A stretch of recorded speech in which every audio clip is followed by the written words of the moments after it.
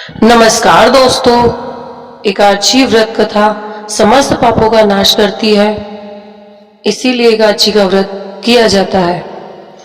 धर्मराज युधिष्ठिर ने कहा, हे केशव, आषाढ़ शुक्ल एकादशी का क्या नाम है? इस व्रत के करने की विधि क्या है और किस देवता का पूजन किया जाता है? श्री कृष्ण कहने लगे कि हे युधिष्ठिर, जिस कथा को ब्रह्मा जी ने नारद से कहा था वही मैं तुमसे कहता हूँ। एक समय नारद जी ने ब्रह्मा जी से यही प्रश्न किया था। तब ब्रह्मा जी ने उत्तर दिया कि हे नारद, तुमने कलयुगी जीवों के उद्धार के लिए बहुत ही उत्तम प्रश्न किया है, क्योंकि देवशयनी एकादशी का व्रत सभी व्रतों में उत्तम है। इस व्रत के करने से समस्त पापों का नाश होता है और जो मनुष्य इस व्रत को नहीं करते हैं वो नरकगामी होते हैं। इस व्रत के करने से भगवान विष्णु प्रसन्न होते हैं। इस एकादशी का नाम देवशयनी एकादशी है। अब मैं तुमसे एक पौराणिक कथा कहता हूँ, तुम मन लगाकर सुनो। सूर्यवंश में माधानता नाम का एक चक्रवर्ती राजा हुआ है, जो सत्यवादी और महान प्रतापी था। वह अपनी प्रजा का पुत्र की भांति पालन किया करता था। उसकी सारी प्रजा धन धान्य से भरपूर और सुखी थी। उसके राज्य में कभी अकाल नहीं पड़ता था। एक समय उस राजा के राज्य में 3 वर्ष तक वर्षा नहीं हुई और अकाल पड़ गया। प्रजा अन्न की कमी के कारण अत्यंत दुखी हो गई। अन्न के न होने से राज्य में भी यज्ञ आदि भी बंद हो गए। एक दिन प्रजा राजा के पास जाकर कहने लगी कि हे राजा, सारी प्रजा त्राही त्राही पुकार रही है, क्योंकि समस्त विश्व की सृष्टि का कारण ही वर्षा है। वर्षा के अभाव से अकाल पड़ गया है और अकाल से प्रजा मर रही है। इसीलिए हे राजन, कोई ऐसा उपाय बताओ जिससे प्रजा का कष्ट दूर हो। राजा माधानता कहने लगे, आप लोग ठीक कह रहे हैं, वर्षा से ही अन्न उत्पन्न होता है और आप लोग वर्षा न होने से अत्यंत दुखी हो गए हैं। मैं आप लोगों के दुखों को समझता हूँ। ऐसा कहकर राजा कुछ सेना साथ लेकर वन की तरफ चल दिया। वह अनेक ऋषियों के आश्रम में भ्रमण करता हुआ और अंत में ब्रह्मा जी के पुत्र अंगिरा ऋषि के आश्रम में पहुंचा। वहां राजा ने घोड़े से उतरकर अंगिरा ऋषि को प्रणाम किया। मुनि ने राजा को आशीर्वाद देकर कहा, कुशल क्षेम के पश्चात उनसे आश्रम में आने का कारण पूछा।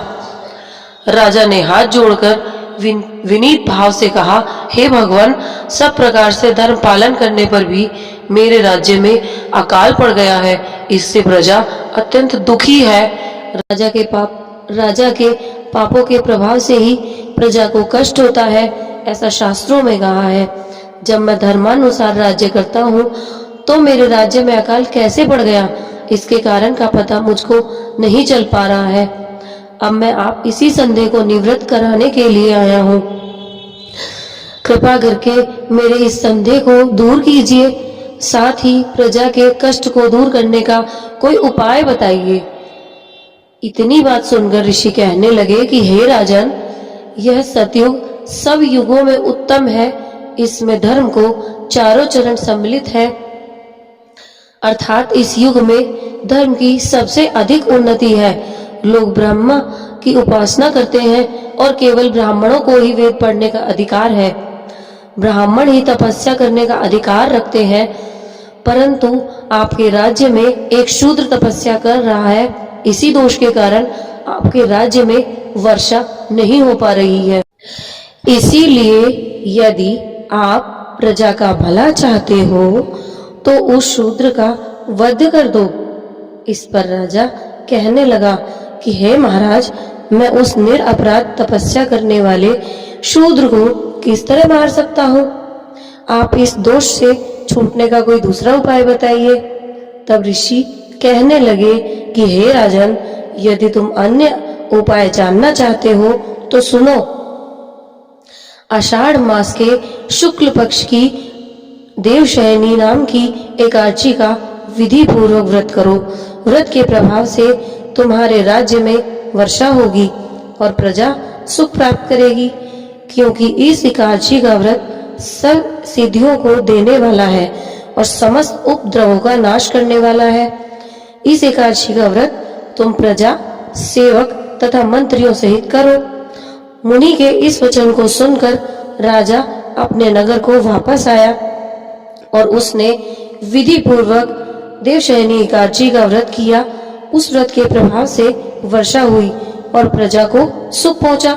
अतः इस मास की एकादशी का व्रत सभी मनुष्यों को करना चाहिए और यह व्रत इस लोक में भोग और परलोक में मुक्ति देने वाला है।